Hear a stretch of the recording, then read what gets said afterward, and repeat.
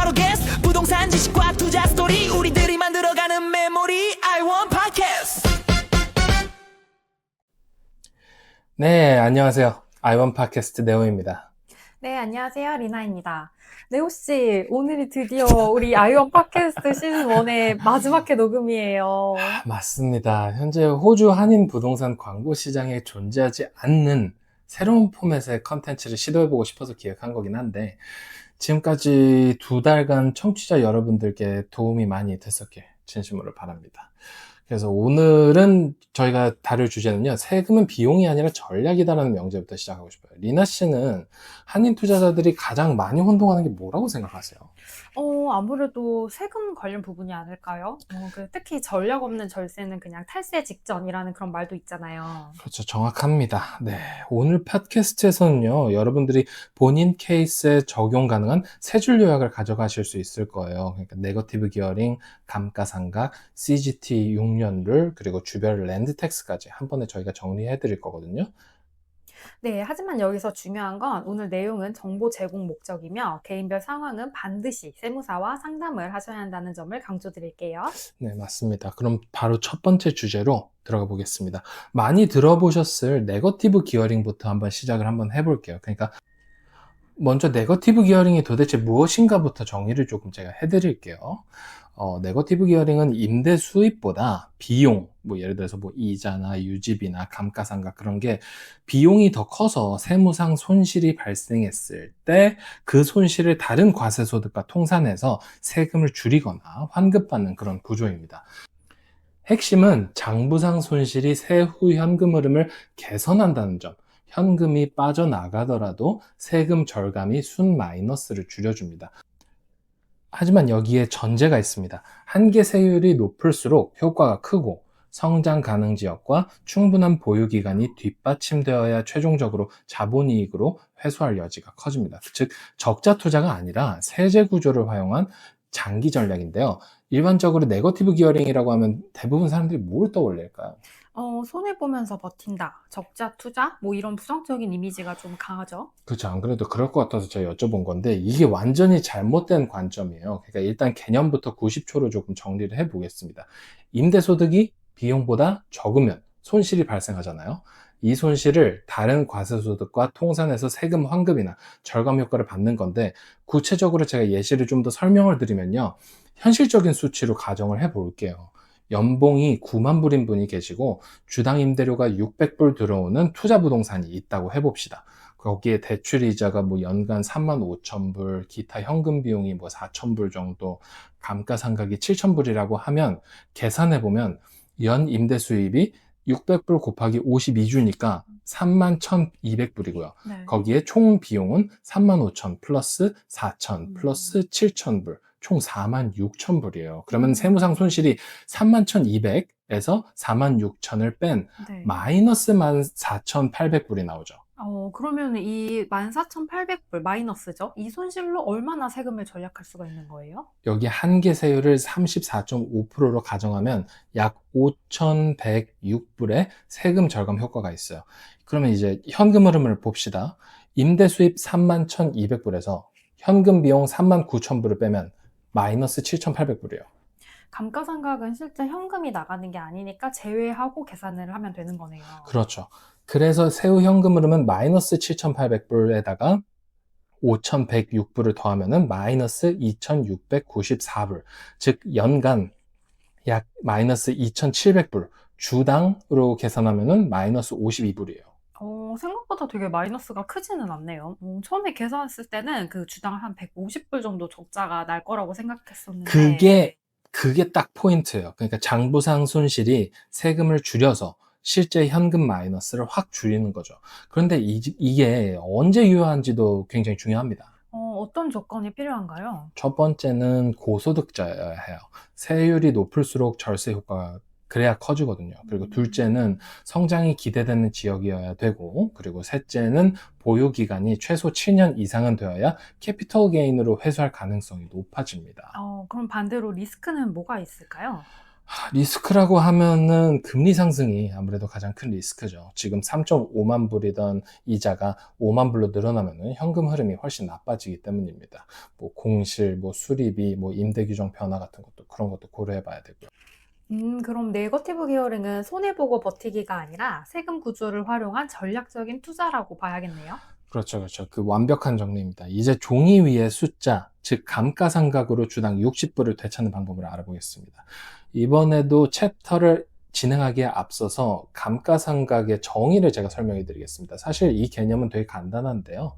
depreciation이라고 하는 감가상각은 건물과 설비가 시간이 지날수록 가치가 감소하는 것을 세법상 비용으로 인식하는 것입니다. 현금 유출 없이도 비용 처리되어 과세소득을 줄여가지고 세금을 절감할 수 있는 건데요. 리나 씨 같은 경우에는 감가상각이라고 하면 어떤 이미지가 떠오르세요? 솔직히 말해서 좀 복잡하고 어려운 회계 용어라는 생각이 먼저 들어요. 왜냐면 실제로 현금이 오가는 것도 아니니까. 근데 바로 그 종이 위의 숫자가 실제 현금 흐름을 바꿔버리거든요. 그러니까 구조부터 조금 제가 간단히 설명을 해드릴게요. 호주 주택의 감가상각은 크게 두 가지입니다. 캐피털 월크스, 그러니까 즉 건물 부분은 연간 2.5%씩 감가상각이 가능하고요. 플랜트 앤 이퀴먼트, 뭐 즉 설비나 뭐 아니면은 가전제품들은 각각의 내용 연수에 따라 감가상각을 합니다. 근데 2017년 이후에 규정이 바뀌었다고 들었는데요. 네, 2017년 이후로 중고 자산에 대한 규정이 조금 까다로워졌습니다. 새로 구입한 투자자는 이전 소유자가 사용했던 설비들에 대해서는 감가상각을 받기가 조금 어려워졌죠. 그럼 구체적으로 얼마나 차이가 날까요? 아까 예시를 그대로 사용해서 비교를 해보겠습니다. 그러니까 A안은 감가상각을 전혀 받지 않은 경우, 그리고 B안은 7,000불을 감가상각을 받는 경우예요.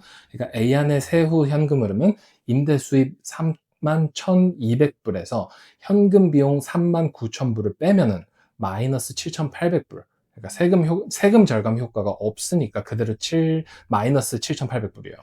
그럼 비하는 어떻게 되죠? B안은 아까 계산했듯이 마이너스 2,700불이에요. 차이가 5,100불 정도 나죠. 그러니까 주당으로 치면 약 98불 정도 차이가 나는 겁니다. 와, 그 같은 자산인데 이 보고서 하나로 주당 거의 100불씩 차이가 나네요. 정확합니다. 그래서 새 집과 기존 집의 차이도 중요합니다. 새 집일수록 감가상각 폭이 커요. 자동차도 똑같죠. 특히 플랜트 앤 이퀴먼트 항목들이 새 거니까요. 네, 그럼 기존 주택은 어떨까요? 기존 주택은 보통 건물 감가상각만 가능한 경우가 많고요. 2.5%씩 연간 건물 가치의 일부만 감가상각을 받는 거죠. 그리고 실무적으로는 언제 그 QS, 그러니까 이걸 퀀티티 서베이어라고 하는데 네. QS 보고서를 의뢰해야 되는지 그게 중요한데 그게 언제일까요? 보통 언제 하는 게 좋은 거죠? 결제 후에 최대한 빨리 하는 게 좋습니다. 증빙 자료들이 그러니까 있을 때 네네. 하는 게 가장 좋고요. 그리고 정액법과 정률법 중 어떤 걸 선택할지, 뭐 공사비 증빙들은 어떻게 모을지도 미리 준비해야 하고요. 근데 보면은 이 감가상각 관련해서 좀 잘못 알려진 내용들이 굉장히 많은 것 같아요. 맞습니다. 그래가지고 이 절세에 대한 미신들을 조금 팩트 체크를 해보겠습니다. 첫 번째 미신은요, 감가상각은 캐시로 돌려준다. 그러니까 이게 잘못됐다는 말씀이죠? 완전히 틀렸어요. 그러니까 감가상각은 세액을 줄이는 장부 비용이지 현금을 직접 환급하거나 뭐 네. 돌려주는 게 아닙니다. 그래서 세금을 덜 내거나 환급받는 그런 효과가 있을 뿐이죠. 그럼 두 번째 잘못된 미신은 뭐가 있죠? 감가상각하면 나중에 CGT가 불리하다는 거예요.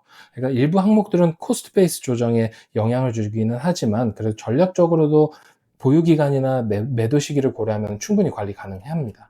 그러니까 결국 감가상각도 전략적으로 접근을 해야 된다는 그런 말씀이죠? 그렇습니다. 네. 이제 CGT, 이 다음 거는 CGT인데 CGT의 핵심인 메인 레지던스와 6년 룰로 한번 넘어가 볼 텐데요. 네. 이게 CGT라고 하면 캐피털 게인스 텍스, 자산 매도를 했을 때 발생한 자본이익에 대한 과세. 그러니까 간단하게 설명하면요, 한국어로 자본이득세라고 합니다. 네네. 네, 아마 한인 투자자들이 가장 헷갈려하는 부분일 텐데요. 네. 리나 씨는 어떻게 생각하세요? 제가 특히 6년 룰 같은 경우를 들어본 적이 있는데 정확히 이게 어떻게 적용되는지를 잘 모르겠더라고요. 그러니까 기본부터 정리하면은 부동산을 보유한 지 12개월을 초과한 개인의 경우 50% 할인이 있습니다. 그런데 메인 레지던스, 즉 본인이 거주하는 주택은 원칙적으로 CGT가 면제가 돼요. 그리고 6년 룰이라고 제가 아까 말씀드린 에센스 룰이라고 있는데 네.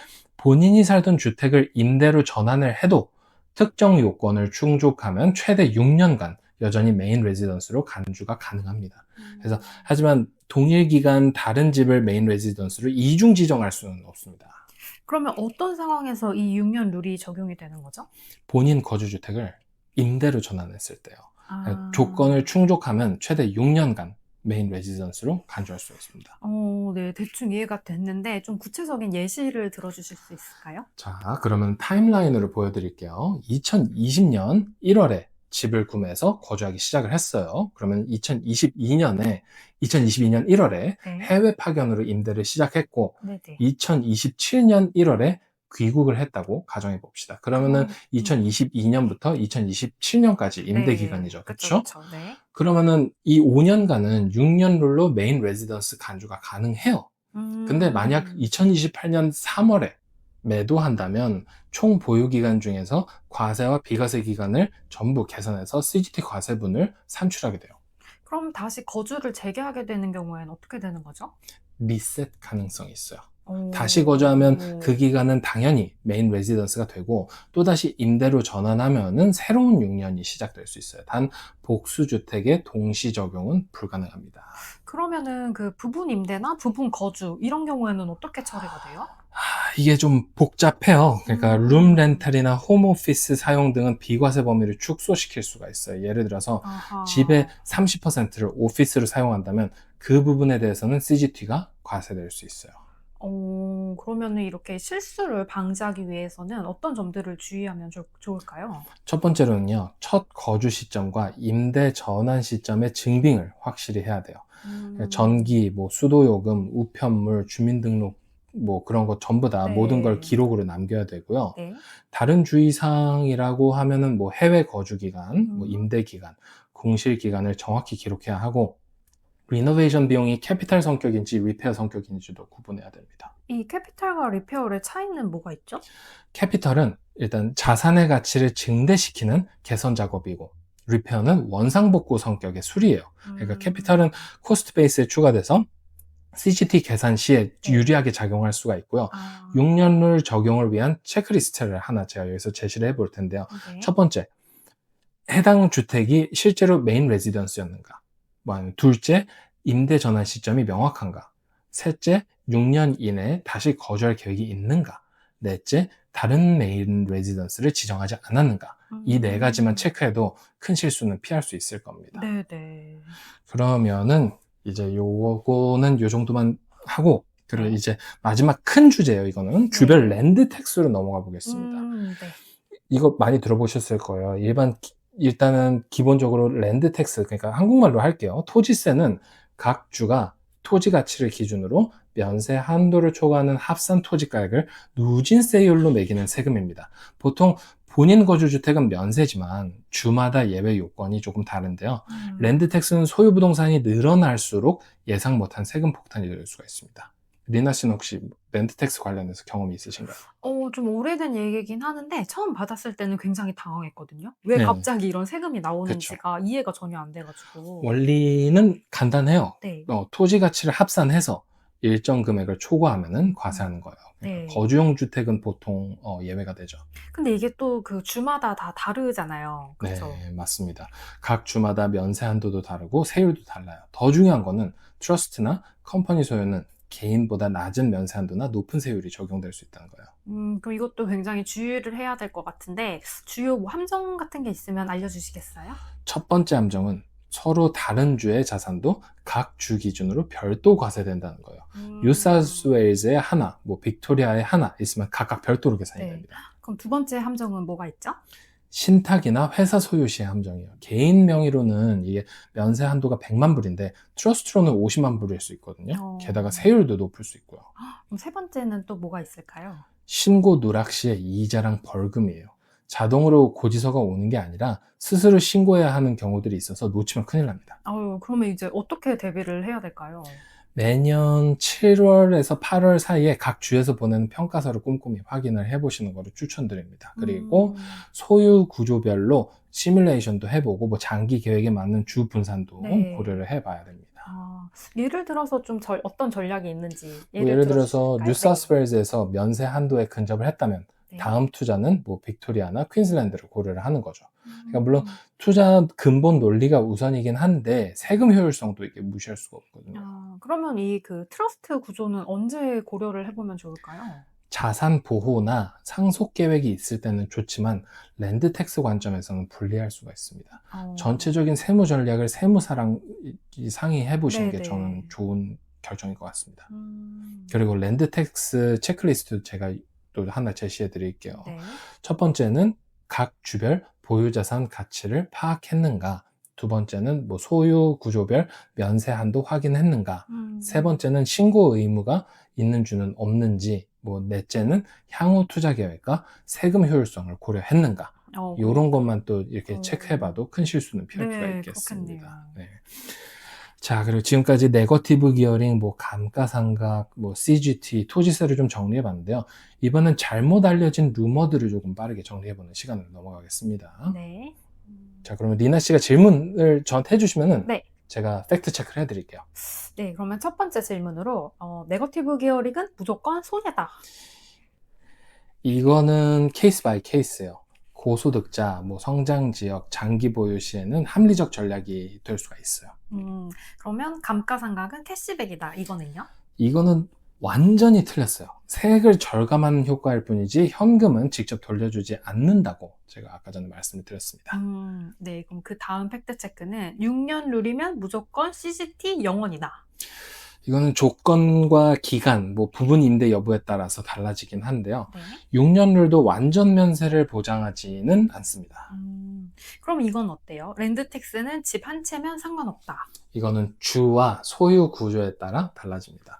거주용 주택도 가치가 높으면 과세가 될 수가 있습니다. 네.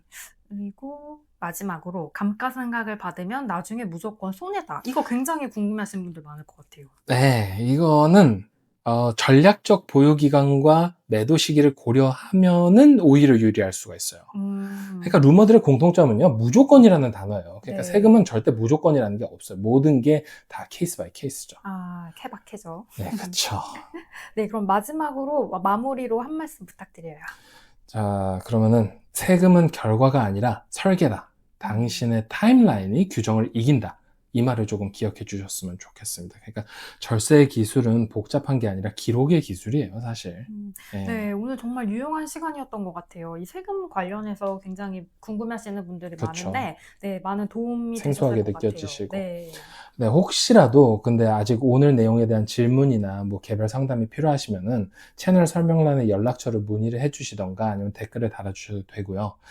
네, 지금까지 아이원 팟캐스트를 꾸준히 청취해주신 청취자 여러분께 진심으로 감사드립니다. 네. 현재 제가 지금 팟캐스트를 시즌2로 다시 찾아뵈거나 아니면 뭐 제가 기획 중인 뭐 다른 컨텐츠들이 상당히 다양하게 많으니까요. 기대해 주셨으면 좋겠습니다. 네, 호주 부동산 아이원맨 구독과 좋아요 그리고 알림 설정도 부탁드릴게요. 새로운 기획물로 여러분들을 다시 조만간 찾아뵙도록 하겠습니다. 감사합니다. 안녕히 계세요. 아이원 팟캐스트 여러분이 바로 게스트 오늘도 함께 해주셔서 감사합니다. 당신의 하루에 작은 인사이트가 되었길 진심으로 바랍니다. 네오와 리나의 투자 인사이트 real estate real talk always by your side.